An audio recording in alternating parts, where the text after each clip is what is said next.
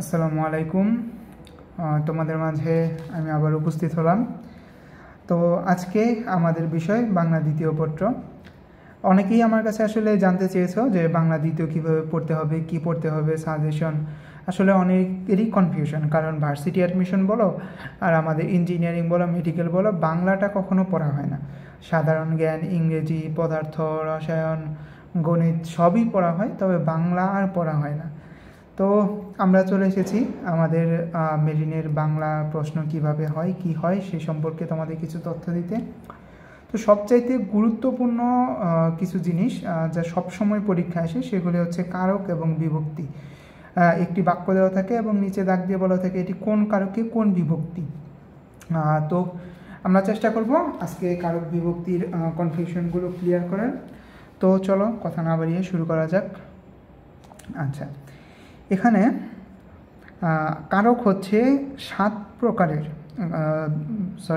বিভক্তি হচ্ছে 7 প্রকার। এখানে দেখা যাচ্ছে শূন্য বিভক্তি, একে প্রথমা বিভক্তিও বলা হয়, দ্বিতীয়া, তৃতীয়া, চতুর্থী, পঞ্চমী, ষষ্ঠী, সপ্তমী। তো এখানে একটি জিনিস বলা থাকে যে আসলে বিভক্তি জিনিসটা কি, আসলে এটা জানা দরকার। ধরো কোনো একটা শব্দ, আমি, আমটি, আচ্ছা, আমার হতে আমটি কেড়ে নিল,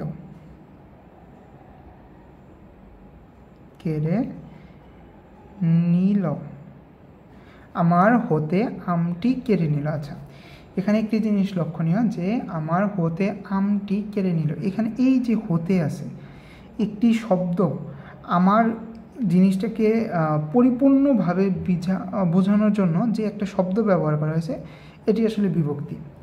আমাকে, আমার সাথে, আমাকে, ধরো আমাকে তোমরা মারলে, তো এখানে কি কে একটি বিভক্তি।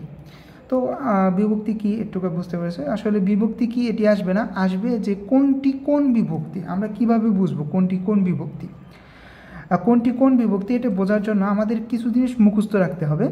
যেমন শূন্য বিভক্তি, এখানে এই যে আমি প্রথমে লিখতে নিয়েছিলাম যে আমি আম খাবো, আমি কিংবা আম কারোর সাথেই কোনো প্রকার শব্দ যুক্ত নেই, তো সেক্ষেত্রে সেটি হবে শূন্য বিভক্তি। কোনো শব্দের সাথে যখন কোনো কিছু যুক্ত না থাকবে তখন তাকে বলা হবে শূন্য বিভক্তি। আচ্ছা, তারপরে দ্বিতীয়া বিভক্তি, কোনো শব্দের সাথে যদি কে, রে যুক্ত থাকে সেটি হচ্ছে দ্বিতীয়া বিভক্তি। তৃতীয়া বিভক্তি, কোনো শব্দের সাথে দ্বারা, দিয়া, কর্তৃক এই শব্দটি বোঝানো থাকলে, যুক্ত থাকলে সেটিকে বলা হয় তৃতীয়া বিভক্তি। চতুর্থ বিভক্তি, কে, রে এই দুটি যখন যুক্ত থাকবে তখন তাকে বলা হয় চতুর্থী বিভক্তি। আচ্ছা, এখানে একটি কথা বলার প্রয়োজন, সেটি হচ্ছে দ্বিতীয়া এবং চতুর্থী এই দুটি একই রকম, তাহলে কোন সময় কোনটি হবে এখানে বলে রাখা ভালো যে দ্বিতীয় বিভক্তি অন্য সব কারকে এবং চতুর্থ বিভক্তি শুধুমাত্র সম্প্রদান কারকে হয়ে থাকে। আচ্ছা, আমরা চলে আসি পঞ্চমী বিভক্তি নিয়ে। পঞ্চমী বিভক্তির মূল কারণ হচ্ছে হতে থেকে চেয়ে। হতে থেকে চেয়ে অর্থাৎ এখানে কি বোঝানো হচ্ছে, হতে থেকে চেয়ে বোঝানো হচ্ছে যে এই যে আমরা যে জিনিসটি দেখলাম যে আমার হতে আমটি কেড়ে নিল, এইখানে হতে থেকে চেয়ে যদি থাকে সেটি হচ্ছে পঞ্চমী বিভক্তি। ষষ্ঠ র এর, এটি হচ্ছে ষষ্ঠী বিভক্তি। যদি কোনো শব্দের সাথে র কিংবা এর যুক্ত থাকে তখন তাকে ষষ্ঠী বিভক্তি বলা হয়। সপ্তমী, এ অতে, কোনো শব্দের সাথে এ অতে যুক্ত থাকলে সেটি হচ্ছে সপ্তমী বিভক্তি।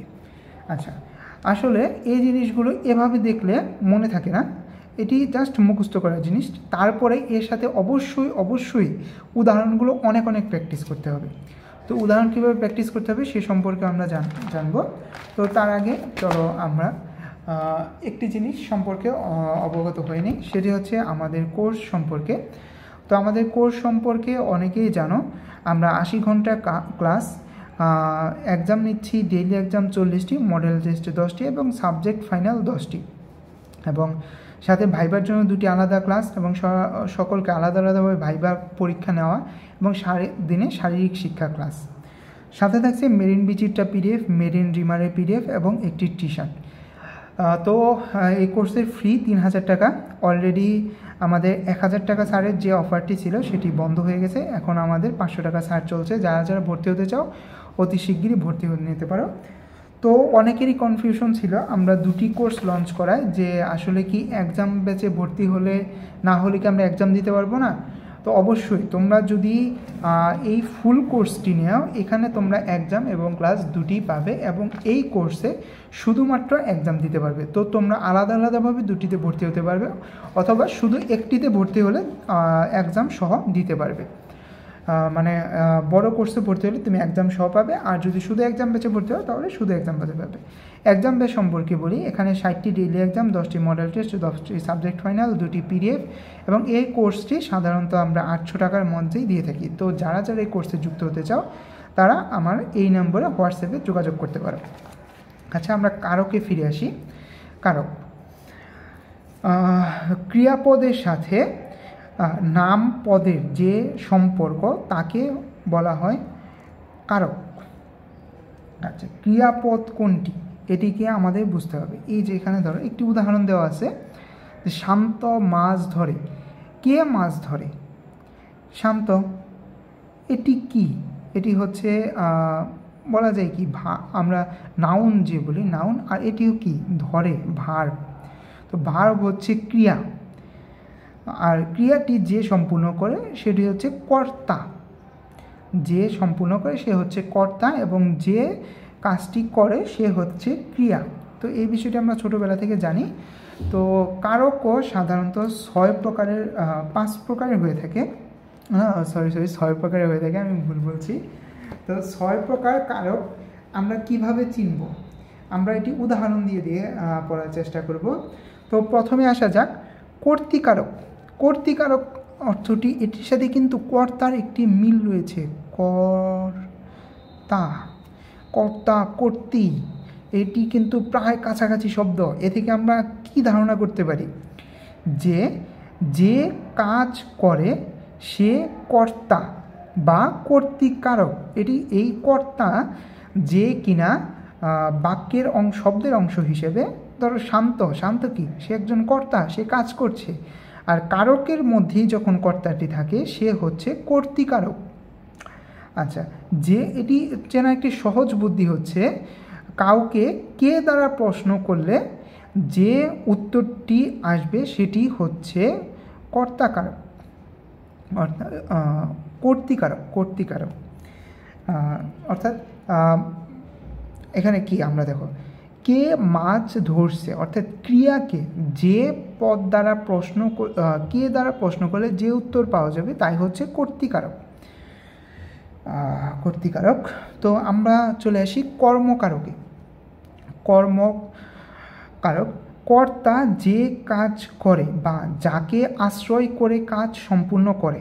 অর্থাৎ এখানে দেখো কর্তা কাজ করে এবং যাকে আশ্রয় করে, এখানে দেখো কাজ করছে, কি কাজ করতেছে? মাছ ধরছে, কিন্তু কাকে আশ্রয় করে? মাছকে আশ্রয় করে। এখানে যদি মাছ না থাকতো মাছ কি ধরার কোনো সম্ভব ছিল? কখনো সম্ভব হতো না। অর্থাৎ কি যাকে একটা কি বলা যায় যে একে আশ্রয় করে একটি কাজ করা হচ্ছে সেটি হচ্ছে কর্তাকারক, কর্মকারক, দুঃখিত, কর্মকারক। আচ্ছা, করণকারক ক্রিয়া সম্পাদনের যন্ত্র উপকরণ সহায়ককে করণকারক বলে। আচ্ছা, করণকারক কি? ক্রিয়া সম্পাদনে যন্ত্র উপকরণ করণকারক হিসেবে সহায়ক যেগুলো থাকে। এই যে ধরো মাছ ধরছে, যদি বড়শি দিয়ে মাছ ধরতো তাহলে সেটি হয়ে যেত করণকারক। আচ্ছা, এখানে দেখো এখানে কি একটা উদাহরণ দেওয়া আছে, কলম দ্বারা লিখা। অর্থাৎ কি বোঝানো হয়েছে এখানে? যে এখানে কি দ্বারা লিখতেছে? কলম দ্বারা লিখতেছে। কলম ছাড়া কি কখনো লেখা সম্ভব? তুমি আঙ্গুল দিয়ে লিখতে পারবে না। অর্থাৎ কি এখানে কলম হচ্ছে করণকারক, যে যন্ত্র উপকরণের সহায়কে কাজ করে সেটি হচ্ছে করণকারক। আচ্ছা, তো আমরা চলে আসি সম্পাদনকারক, যে নিঃস্বার্থভাবে দান করে বা সাহায্য করা হয় তাকে সম্প্রদানকারক বলে। আচ্ছা, নিঃস্বার্থভাবে দান করে। ভিক্ষুককে ভিক্ষা দাও। আচ্ছা, তোমরা কি কখনো ভিক্ষুককে ভিক্ষা দেওয়ার পরে আবার সেটা ফিরে আনার চিন্তা করেছো? সেটা একবার দিয়ে দিয়েছো না? কখনো কি চিন্তা করছো যে না আমার টাকা শেষ হলে আবার ভিক্ষুকের কাছে ধার নিব, যেমন তোমার বন্ধুর কাছে টাকা দিয়ে তারপর সেটা আবার ধার চাও? এটা কি কখনো হয়েছে? কখনো হয় নাই। অর্থাৎ যে টাকা, যে জিনিসটা তুমি একবারে দিয়ে দিচ্ছ, দান করে দিচ্ছ, সম্প্রদান করে দিচ্ছ, সেটি হচ্ছে সম্প্রদানকারক। সম্প্রদানকারক হলে সবসময় চতুর্থী বিভক্তি হবে। আচ্ছা, আমরা অপাদানকারক, যা থেকে কোনো কিছু বিচ্যুতি উৎপন্ন, বিরত, আরম্ভ, দূরীভূত হয় এবং যা দেখে কেউ ভয় পায় তাকে অপাদানকারক বলে। তো এখানে একটি জিনিস বোঝা যাচ্ছে যে অপাদানকারক কি? যা দেখে ভয় পাবে, কোনো কিছু থেকে বিচ্যুত হওয়া, বিরত হওয়া। এই যে দেখো, উদাহরণ দিলে বুঝতে পারবে, গাছ থেকে পাতা পড়ে, গাছ থেকে পাতা কি বিচ্যুত হয়ে যাচ্ছে না? দুটি এইখানে দেখো, দুটি অংশ গাছ আর পাতা একসাথে ছিল, বিচ্যুতি হয়ে গেল। তার মানে কি? এটি কী কারক? অপাদানকারক। পাপে বিরত হও, কোনো কিছু থেকে বিরত থাকা অপাদানকারক। বাঘে কেউ ভয় পায়, কোনো কিছু থেকে ভয় পাওয়া অপাদানকারক, অধিকরণকারক। কাজ করার সময় বা স্থানকে অধিকরণকারক বলে। আচ্ছা, সময় বা স্থানকে অধিকরণকারক বলে। এখানে দেখো, প্রভাতে সূর্য ওঠে। কখন সূর্য ওঠে? প্রভাতে সূর্য ওঠে। কোথায় সূর্য ওঠে? আকাশে সূর্য ওঠে। এই দুটি কিন্তু অধিকরণকারক।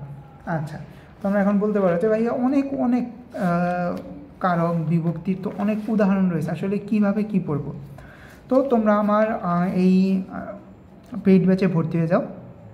এখানে আমরা আরও 100টি কারক বিভক্তি নিয়ে সংক্ষিপ্তভাবে আলোচনা করব। এখানে তোমরা দেখতেই পাচ্ছ মাত্র 10 মিনিটের মাধ্যমে আমরা পুরো কারক বিভক্তির কনসেপ্ট ক্লিয়ার করে দিয়েছি। এভাবেই বাংলা দ্বিতীয়ের যত কনসেপ্ট আছে সব আমরা ক্লিয়ার করছি এবং সাথে প্রতিটির সাথে গুরুত্বপূর্ণ উদাহরণ দিয়ে যাচ্ছি, যা তোমরা একবার করে আমার ক্লাসটি যদি শোনো তোমার দ্বিতীয়বার পড়ার প্রয়োজন পড়বে না এবং এই ক্লাসটির উপরে তুমি আবার পরীক্ষা দিতে পারবে। সাথে সাথেই তারপরের দিন, এই ক্লাসটি নেওয়ার পরের দিনই তুমি পরীক্ষা দিতে পারবে এবং একবার একটি ক্লাস করে সেটি একবার রিভিশন করে পরীক্ষা দেওয়ার পরে তুমি যখন পরীক্ষার হলে বসবে তোমার কোনো কিছু আর দ্বিতীয়বার পড়তে হবে না। তো আশা করি বুঝতে পারছো যে এই কোর্সটি কত গুরুত্বপূর্ণ। তোমরা যারা চান্স পেতে চাও, তোমাদের যারা মেরিনে পড়ার আগ্রহ রয়েছে, তো অবশ্যই ভর্তি হয়ে যাও। কোর্স ফি খুবই কম, এখন পর্যন্ত ভর্তি হলে তোমরা 2500 টাকায় ভর্তি হতে পারছো এবং সাথে অনেক কিছু পাচ্ছ। একটি টি শার্ট, আমরা এমনও হতে পারি টি শার্টের বদলে তোমার প্রিয় দলের জার্সি গিফট করছি। তো তোমাদের জন্য শুভকামনা এবং কোর্সে ভর্তি হওয়ার আমন্ত্রণ রইল। আমাদের পরবর্তী বাংলা ক্লাসগুলো আমরা কোর্সে নেওয়ার চেষ্টা করব। সবাইকে ধন্যবাদ এবং এর উদাহরণের যে ক্লাসটি সেটি তো তোমরা যদি পেতে চাও তাহলে অবশ্যই তাড়াতাড়ি ভর্তি হয়ে যাও। উদাহরণ এবং পরীক্ষার ক্লাসটি আমরা ক্লাসে দেওয়ার চেষ্টা করব, কোর্সে দেওয়ার চেষ্টা করব। সবাইকে আবারও ধন্যবাদ এবং সালাম, আসসালামু আলাইকুম। ভালো থাকবে সবাই।